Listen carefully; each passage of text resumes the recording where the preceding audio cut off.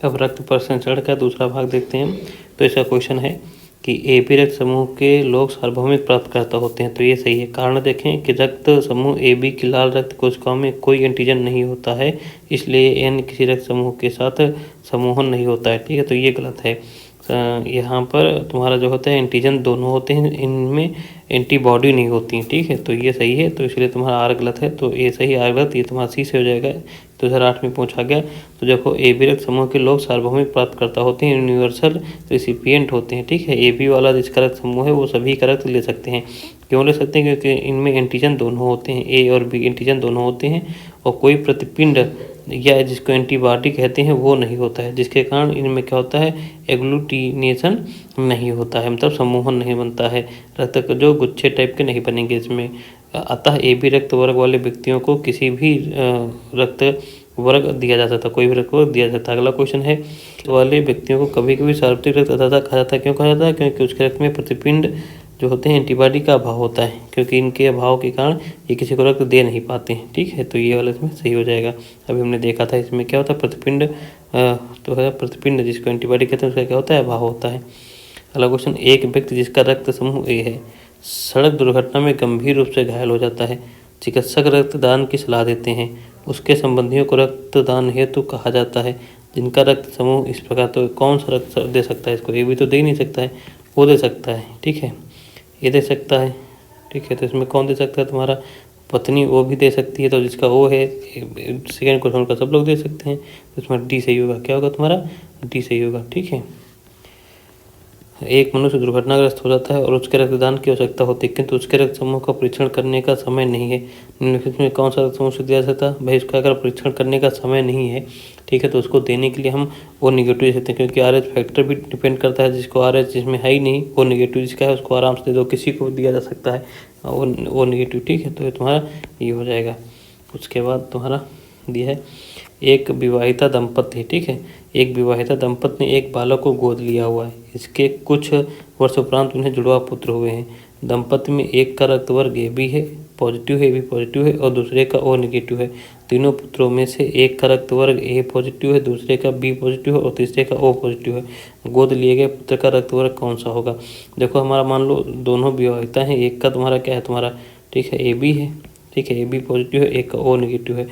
तो और जो इनसे इनके जो बच्चे हुए हैं, ठीक है, एक ए बी पॉजिटिव है माता पिता, एक ओ नेगेटिव, इनके जो बच्चे हुए हैं, ठीक है, तीन, एक पहले गोद लिया था उन्होंने, तुम तो इनका बच्चा तो है नहीं ये, और एक बच्चा लिया है, दो इनके दो जुड़वे बच्चे हो गए।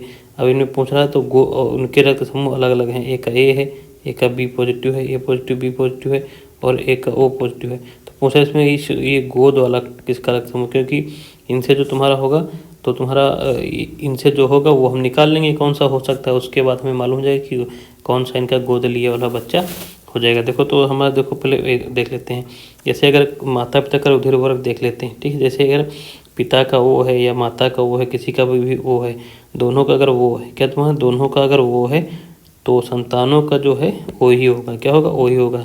ए बी तो असंभव है। अगर किसी का ओ है, ए है या ए है, तो अगर माता पिता का मान लो किसी के पिता का ओ है या माता का ओ है, मतलब ए ओ या ए है या ए दोनों है, तो देखो ओ या ए हो या ए दोनों हो तो तुम्हारा ओ और ए हो सकता है। इसमें बी और ए बी का कोई मतलब नहीं होगा। अगर ओ है, ओ बी है, ओ बी भी है, तो ओ और बी हो जाए। जैसे इसमें ओ ए या ए, तो ओ ए रक्त समूह बच्चे का हो सकता है, या ओ बी या ओ बी भी है तो ओ बी रक्त समूह बच्चे का हो सकता है। अगर ए बी है, मतलब ए और बी है, यहाँ पर ओ नहीं है, ठीक है, ए और बी है, तो यहाँ पर तीनों चारों रक्त समूह हो सकते हैं। मान लो पिता का ए है, माता पिता का एक का ए है, एक का बी है, ए बी है, तो इसमें क्या होता है, मतलब तो सब हो सकते हैं। ओ भी हो सकता है, ए हो सकता है, बी हो सकता है, ए भी हो सकता है। अगर किसी का ओ है और ए बी है तो इसमें ओ नहीं होगा ना ए बी होगा। ये जो है ओ और ए बी, तो ये होगा नहीं, ए और बी हो सकता है बच्चे का। ठीक है, उसके बाद तुम्हारा ए है, अगर ए बी है, बी है या ए बी है, या ए बी है, तो इसमें ओ नहीं होगा, बाकी सब हो जाएंगे। ठीक है, ये ध्यान रखना। तो इसे अब यहाँ पर देखा जाए तो ए बी और ओ इस वाले में आते हैं, ए बी और ओ वाले में आते हैं, ए बी और ओ वाले में। तो देखो यहाँ पर ओ नहीं होगा, ए बी नहीं होगा, और क्या हो जाएगा, ओ नहीं, ए बी नहीं होगा, ए और बी हो सकते हैं। जैसे अब ये तीन बच्चे हैं इनके, तो ए और बी हो सकते हैं। यहाँ पर ओ और ए बी तो हो ही नहीं सकता है इनका। ठीक है, ओ तो अब अगर गोद वाला बच्चा होगा तो इनका ओ पॉजिटिव होगा। क्या होगा? ओ पॉजिटिव होगा। ये वाला तुम्हारा हो जाएगा। ठीक है, तो ये क्या होगा? ओ पॉजिटिव होगा। ठीक है, अगला देख लेते हैं क्वेश्चन। तो ये वाला फिगर याद रखना। ठीक है, इस वाले फिगर से हमारा हो जाएगा, तुम्हारा अच्छे से तुम्हारा निकाल सकते हैं। ये है तुम्हारा फिगर। ये माता पिता का रुधिर वर्ग है, तो ये संतानों के हो सकते हैं और ये नहीं हो सकते हैं। आगे देखते हैं, अगर यदि पिता का रक्त वर्ग ए है और माता का ओ है तो बताइए उनके पुत्रों का क्या होगा। देखो, पिता का ए है मतलब ए गुणे ओ का कॉम्बिनेशन बन रहा, तो इसमें ए हो सकता है। ठीक है, ए हो सकता है और ओ हो सकता है। ये हो सकता है, ये वाला कॉम्बिनेशन बन रहा है, ये वाला तो ए ओ ए मतलब ए हो तो ए या ओ हो सकता है। ठीक है, तो वही पूछ रहा है इसमें क्या होगा। तो तुम्हारा क्या कह सकते हैं, ए है और ओ है, तो बताइए कि पुत्र का तो क्या तो इसमें तुम्हारा ओ हो सकता है। ए भी तो होगा नहीं, बी भी नहीं होगा, बी ए भी होगा नहीं, तो ए हो सकता है। सी वाला इसका क्या होगा तुम्हारा सही होगा। आधान ट्रांसफ्यूजन में रक्त न केवल रक्त के प्रकार में बल्कि खालिस्तान में भी संगत होना चाहिए। तो अगर ट्रांसफ्यूजन, अगर रक्त किसी को चढ़ाना है, आधान करना है तो हमें आरएच कारक को भी देखना पड़ता है। तो आरएच कारक को की खोज की थी लैंडस्टीनर एवं वीनस ने की थी। रिसर्च बंदर में सबसे पहले इसको देखा था लैंडस्टीनर और वीनर ने इसको रिसर्च बंदर में देखा था। अगला देखो है क्वेश्चन, माता गर्भस्थ शिशु आरएच रक्त प्रकार विसंगत की समस्या उत्पन्न हो सकती है। माता गर्भस्थ शिशु में, ठीक है, आरएच रक्त प्रकार विसंगत की समस्या उत्पन्न हो सकती है यदि माता क्या होनी चाहिए है और उसका गर्भस्थ शिशु कैसा है, किस मतलब आरएच पॉजिटिव है कि नेगेटिव है, तो उसमें मतलब ये विसंगत पैदा हो जाएगी। गर्भस्थ शिशु में, जो गर्भ में शिशु है उसमें विसंगत पैदा होगी। तो कब होगी? जब माता आरएच हीन हो और पुत्र क्या हो? आरएच सहित हो। अगर माता आरएच क्या हो जाएगी? नेगेटिव हो जाए और पुत्र जो हो जाए आरएच पॉजिटिव हो जाए, तो उसमें ये आरएच विसंगत पैदा हो जाएगी। जो गर्भ में शिशु है उसमें आरएच विसंगत पैदा हो जाएगी। ठीक है, तो ये है। तो देखो ये होता क्या है, इसकी खोज इन्होंने की थी तुम्हारे लैंडस्टीनर और वीनर ने। इसमें क्या होता है कि आरएच तत्व का लक्षण भी अनुवांशिक होता है, ये हम बदल नहीं सकते, जो अनुवांशिक है वही रहेगा। और इसकी वंशागति ठीक है, मेंडेलियन नियमों के अनुसार होती है। किस नियम से? मेंडेलियन नियमों के अनुसार होती है।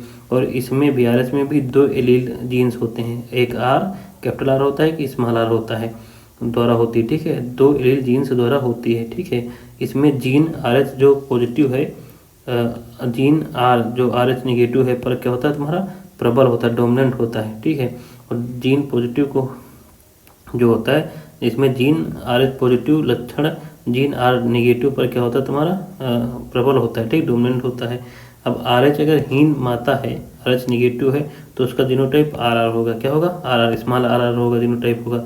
अगर आरएच सहित पॉजिटिव पिता है तो जीनोटाइप उसका कैपिटल आरआर या स्मॉल आर होगा। ठीक है, तो पॉजिटिव में पिता में जीनोटाइप क्या होगा? कैपिटल आर या आर होगा। अगर जीन निगेटिव माता है तो उसका जीनोटाइप आर ही होगा। ठीक है, तो अब इसके देखो माता के अंडाणु ये हैं तुम्हारे। ठीक है, और पिता के अंडाणु ये हैं तुम्हारे। क्या है? पिता के अंडाणु ये हैं। तो देखो अगर माता है तुम्हारा आरएच नेगेटिव है और पिता क्या है तुम्हारा जीन आरएच तुम्हारा पॉजिटिव है। ठीक है, ये तुम्हारा तो क्योंकि तो ये पॉजिटिव होगा तो इसको आर हो सकता है पॉजिटिव में, या इस कैपिटल आर स्मॉल आर हो सकता है, ये हो सकता है। तो जब पिता पॉजिटिव है और ये आर है और माता तो नेगेटिव है ये, तो देखो सारी संतानों में ये आ रहा है। ठीक है, ये वाला मतलब सारी संतानें आरएच पॉजिटिव हो रही हैं। क्या हो रही है? सारी संतानें, जितनी संतानें होंगी वो आरएच पॉजिटिव होंगी।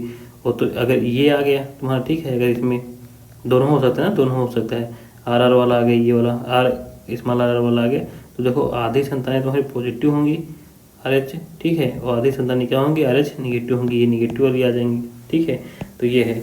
तो अतः माता गर्भस्थ शिशु जो है, मतलब गर्भस्थ शिशु, तो जो माता के अंदर गर्भस्थ शिशु है वो आरएच रक्त प्रकार विसंगत एरिथ्रोब्लास्टोसिस फिटेलिस इसको की समस्या उत्पन्न हो सकती है। जो आरएच प्रकार की विसंगत है इसको वैज्ञानिक भाषा में एरिथ्रोब्लास्टोसिस फिटेलिस बोलते हैं। अगर ये भी पूछ दे तो ये तुम्हारे विसंगत ही है, समस्या उत्पन्न हो सकती है यदि माता आरएच हीन है और उसका गर्भस्थ शिशु क्या है? आरएच सहित है। तो हमें इतना दिमाग नहीं लगाना है, यही याद रखना है। ठीक है, अगर माता आरएच हीन हो जाए और पुत्र क्या हो जाए? आरएच पॉजिटिव हो जाए तो ये समस्या पैदा होगी। अदरवाइज माता क्या है तुम्हारे क्या हो? तुम्हारा आरएच पॉजिटिव हो, पुत्र भी पॉजिटिव हो तो कोई दिक्कत नहीं। ठीक है, अगर माता पॉजिटिव हो जाती है, ठीक है, नेगेटिव हो जाती है, पुत्र आर पॉजिटिव हो जाता है तो ये समस्या उत्पन्न होगी। ठीक है, जो क्वेश्चन है तुम्हारा ठीक है। माता RH हो जाती है, पुत्र RH सहित हो जाता है। अगर माता RH सहित है, पुत्र RH है, कोई भी संगत नहीं होगी। माता RH है, पुत्र भी RH है, कोई भी संगत नहीं।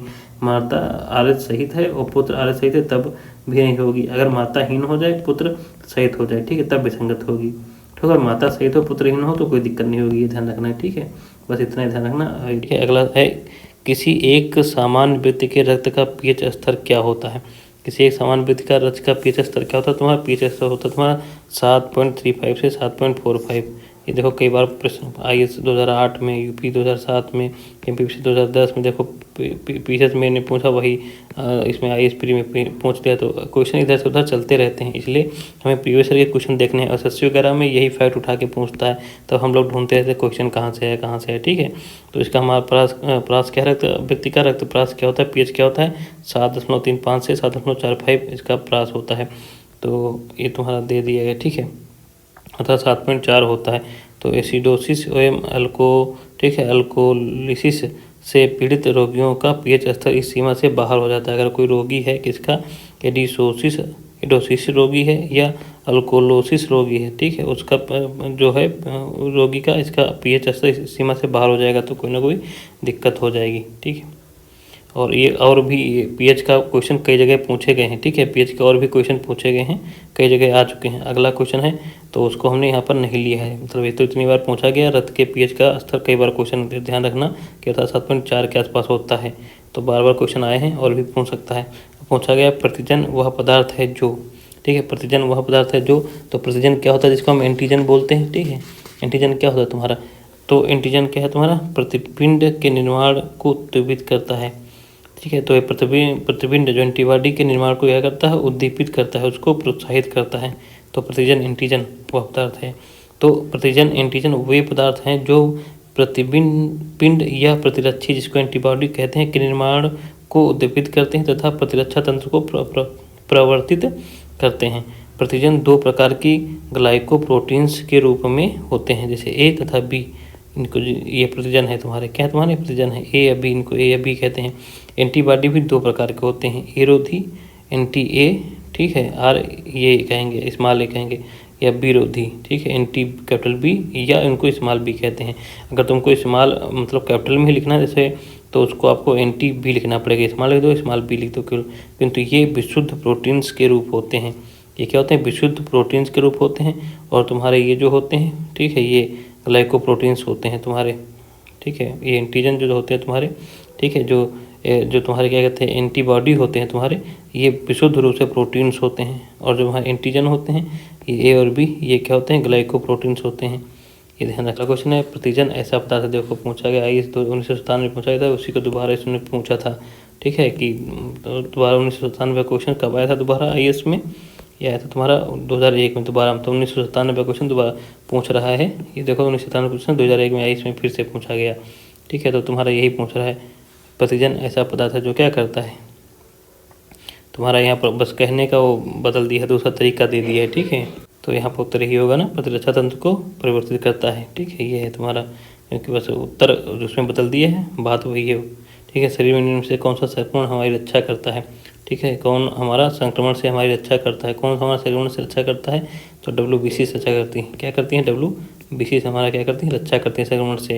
ये हमारे सुरक्षा तंत्र को बनाए रखती हैं, ये रोग प्रतिरोधक क्षमता होती है, ठीक है। रुधिर के प्लाज्मा में निम्नलिखित में से किसके द्वारा एंटीबॉडी निर्मित होती है? तो पूछ रहा है रुधिर के प्लाज्मा में निम्नलिखित में से किसके द्वारा एंटीबॉडी क्या होता है? निर्मित होता है। तो किसके द्वारा निर्मित होता है तुम्हारा? ये लिम्फोसाइट के द्वारा। किसके द्वारा? लिम्फोसाइट के द्वारा, ठीक है, लिम्फोसाइट के द्वारा। तो रुधिर के प्लाज्मा में निम्नलिखित में से किसके द्वारा एंटीबॉडी निर्मित होती हैं? तो लिम्फोसाइट के द्वारा, ठीक है। अगला क्वेश्चन है प्रतिरक्षा असंक्राम्यता का सर्वाधिक संबंध है, ठीक है। तो प्रतिरक्षा देखो असंक्राम्यता का सर्वाधिक संबंध किसके साथ है तुम्हारा? तो वह लिम्फोसाइट के साथ। किसके साथ? लिम्फोसाइट के साथ है। अगला क्वेश्चन है निम्नलिखित कथनों में से कौन सा एक मानव शरीर में बी कोशिकाओं और टी कोशिकाओं की भूमिका का सर्वोत्तम वर्णन करता है, ठीक है। तो इसका वर्णन कौन करता है? ये वे शरीर को रोगजनकों द्वारा होने वाले रोगों से बचाती हैं। ये हमारे क्या कहते हैं? शरीर को रोगों से बचाती हैं। तो देखो हमारे देखो इसका व्याख्या देखेंगे। प्राथमिक द्वितीयक प्रतिरक्षा अनुक्रियाएं मानव शरीर के रक्त में मौजूद दो विशेष प्रकार की लसिकाणुओं द्वारा होती हैं। ये हैं तुम्हारा बी लसिकाणु और बी कोशिकाएं तथा टी लसिकाणु या टी कोशिकाएं। देखो इनको क्या कहते हैं, बी लसिकाणु कहते हैं, या कह लीजिए बी कोशिकाएं कहते हैं, या फिर टी लसिकाणु या टी कोशिकाएं कहते हैं। उल्लेखनीय है कि रोग जनकों की अनुक्रिया में बी कोशिकाएं मानव रक्त में प्रोटीन की एक श्रृंखला उत्पन्न करती हैं। जब हमारा शरीर में रोग कोई होगा तो हमारी क्या करेंगी, ये बी कोशिकाएं जो हैं मानव रक्त में एक प्रोटीन की श्रृंखला उत्पन्न करेंगी ताकि वे रोग जनकों से लड़ सकें, और ये प्रोटीन प्रतिरक्षी एंटीबॉडीज कहलाती हैं। जो ये प्रोटीन बनाएंगे उनको क्या कहेंगे, एंटीबॉडीज कहलाती हैं। गौरतलब है कि टी कोशिका स्वयं तो एंटीबॉडीज का स्त्राव नहीं करते हैं, किंतु प्रोटीन उत्पन्न करने में बी कोशिकाओं की सहायता करती हैं। तो टी कोशिकाएं करेंगे, स्वयं तो एंटीबॉडीज नहीं बनाएंगी कि वो मतलब ऐसी एंटीबॉडीज बना जो रोगों से लड़े, लेकिन ये टी कोशिकाएं क्या करती हैं, बी कोशिकाओं की सहायता जरूर करती हैं एंटीबॉडी बनाने में। ठीक है, ये प्रतिरक्षा प्रणाली के महत्वपूर्ण भाग हैं जो शरीर के रोगजनकों को द्वारा होने वाले रोगों से क्या कर सकती हैं, बचाती हैं। तो ये हमारा 2022 में IAS में आया था। ये क्वेश्चन बहुत उस समय चर्चा में चल रहा था। ये बी कोशिकाएं और टी कोशिकाएं बहुत चर्चा में थी, इसलिए पूछा गया था करंट अफेयर। तो इनको दोबारा परीक्षा में पीस वगैरह में पूछ सकता है। सिंपल सा क्वेश्चन यही बना देगा और कुछ उत्तर तुम्हारे इधर उधर घुमा के लिख देगा, तो इसीलिए व्याख्या इसको ध्यान से सुन लेना। जैसे क्वेश्चन अगर आगे परीक्षाओं में कहीं SSC PCS वगैरह मेरे आर वगैरह में तो हो जाए हमारा क्वेश्चन। मानव रक्त की सैन्यता का कारण क्या है, तो मानव रक्त की जो सैन्यता का कारण क्या है तुम्हारा, ठीक है, मानव रक्त की सैन्यता का कारण क्या का कारण होता है, प्रोटीन। क्या होता है तुम्हारा, प्रोटीन होता है। मानव रक्त की सैन्यता का कारण क्या होता है, प्रोटीन होता है। क्या होता है, प्रोटीन होता है। 2013 में आया है। मानव के श्वेत रक्त कण WBCs का व्यास होता है, तो WBCs का व्यास कितना होता है, 0.007 मिमी, 0.007 मिमी होता है। ठीक है, तो सिंपल सा फैक्ट है, याद रखना। रुधिर में श्वेत रक्त कणिकाओं की अधिक मात्रा में उपस्थिति को रोग विज्ञान की भाषा में क्या कहते हैं। ठीक है, तो अगर मान लो क्या हो जाए कि रुधिर में श्वेत रक्त कणिकाओं की अत्यधिक मात्रा में उपस्थिति को रोग विज्ञान में क्या कहते हैं, उसको ल्यूकीमिया कहते हैं। क्या कहते हैं, ल्यूकीमिया। अगर WBC ज़्यादा हो जाए तो उसको भी हम बीमारी ही मानते हैं, उस बीमारी को ल्यूकीमिया कहते हैं, ल्यूकीमिया कहते हैं। तो ल्यूकीमिया को रक्त कैंसर कहते हैं। क्या कहते हैं, ब्लड कैंसर कहा जाता है, जिसमें रुधिर में श्वेत रक्त कणिकाओं WBCs की संख्या क्या हो जाएंगी, आवश्यकता से अधिक बढ़ जाती हैं। तो देखो ना, कोई चीज़ अच्छी नहीं होती, अति की भली कोई चीज़ नहीं होती। अगर अति से ज़्यादा कोई किसी की अति होती है तो हमें नुकसान नहीं करता। अगर WBCs हमारे क्या करती हैं, रोग से हमारी रक्षा करती हैं। क्या करती हैं, रोगों से हमारी रक्षा करती हैं। अगर इनकी भी संख्या ज़्यादा बढ़ जाए, हद से ज़्यादा बढ़ जाए, तो हमें उसको ब्लड कैंसर हो जाएगा। क्या हो जाएगा, ब्लड कैंसर। उससे क्या करते हैं, ल्यूकेमिया बोलते हैं। क्या बोलते हैं, ल्यूकेमिया बोलते हैं। तो इसलिए किसी की अति नहीं होती है। फिर है तुम्हारे लाल रक्त कणिकाएं मुख्यतः बनती हैं। लाल रक्त कणिकाएं मुख्यतः कहाँ बनती हैं, तो अस्थिमज्जा में बनती हैं। देखो कई बार क्वेश्चन पूछा गया है। ठीक है, तो अस्थिमज्जा में बनती है। तो लाल रक्त कणिकाएं कहाँ बनती है, तुम्हारी अस्थिमज्जा में बनती है, ये ध्यान रखना। ठीक है, वो अस्थिमज्जा में बनती है लाल रक्त कणिकाएं। तो लाल रक्त कणिकाओं का आया है, इसको बार क्वेश्चन रिपीट करेगा। ठीक है, फिर WBCs का बनना था, RBCs का विनाश होता है। ठीक है, तो क्या WBCs बनती है और RBC का विनाश होता है। तो WBCs बनती है मतलब वहाँ पर, और इसका क्या होता है, RBCs का विनाश होता है। तो कहाँ पर होता है, तिल्ली में। क्या होता है तुम्हारा, कहाँ पर होता है तुम्हारा, ये हाँ प्लीहा में। कहाँ होता है तुम्हारा, प्लीहा में होता है। क्या होता है, प्लीहा में क्या होता है तुम्हारा, यहाँ पर RBCs का विनाश होता है, WBCs का बनना होता है। इसलिए इसको प्लीहा को WBCs की कब्रगाह कहा जाता है। तो शरीर में लाल कणिकाओं का जीवन काल लगभग कितना, 120 दिनों का होता है। इसके बाद प्लीहा में इनका विनाश हो जाता है। लिम्फोसाइट्स तथा न्यूट्रोफिल्स कणिका विहीन श्वेत रुधिराणुओं के दो प्रमुख प्रकार हैं। ठीक है, लिम्फोसाइट का निर्माण प्लीहा में ही होता है। तो देखो क्या, न्यूट्रोफिल्स जो कणिका विहीन श्वेत रुधिराणु और लिम्फोसाइट्स। ठीक है, ये दोनों क्या है, WBCs के दो प्रकार हैं। तो लिम्फोसाइट्स का निर्माण कहाँ होता है, प्लीहा में होता है।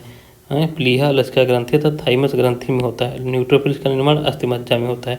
तो न्यूट्रोफिल्स का निर्माण कहाँ होता है, अस्थिमज्जा में होता है। और जो मतलब ये WBCs के दोनों प्रकार हैं, लिम्फोसाइट्स तथा न्यूट्रोफिल्स कणिका विहीन श्वेत रुधिराण कण, ये क्या हैं, के दो प्रकार हैं। ठीक है, लिम्फोसाइट और न्यूट्रोफिल्स। तो तुम्हारा न्यूट्रोफिल्स लिम्फोसाइट का निर्माण कहाँ, प्लीहा में होगा, यहाँ प्लीहा में होगा, लसिका ग्रंथि में होगा और थाइमस ग्रंथि में होगा। जो न्यूट्रोफिल्स है, ये तुम्हारा न्यूट्रोफिल्स है, इसका निर्माण कहाँ होता है, अस्थिमज्जा में होता है, ध्यान रखना।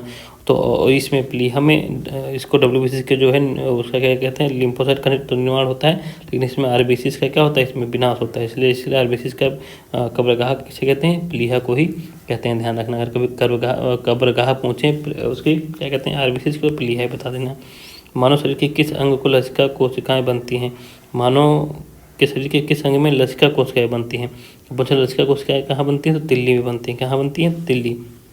तो लसिका कोशिका लिम्फोसाइट सेल्स एक प्रकार की श्वेत कणिकाएं हैं ना पास है। तो समझिए कि जो तुम्हारा लिम्फोसाइट को ही हम क्या कहते हैं, लसिका कोशिकाएं कहते हैं हिंदी में।